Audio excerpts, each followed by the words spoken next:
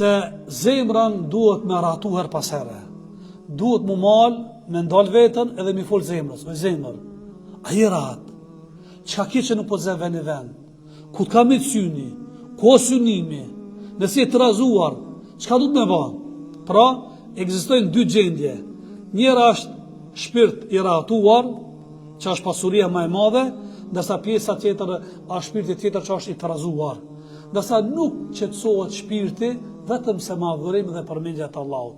Shpesh unë e bënoj fokus një ajet her pas here, që ka thënë Allah në Kur'an, alladhina amanu wa tatma'innu qulubuhum bi dhikrillah. Ata që ka besojnë Allahun, le ta dinë se u qetësohet, stabilizohet zemra me përmendjen e Allahut. Dini se nuk qetësohet, nuk stabilizohet zemra besimtarit vetëm se me përmendjen e Allahut. Duke përmendur Allahun, thonë dietar, një zemër që është trazuar i ngjan një fëmijës rebel, që ban trazira në shpejt.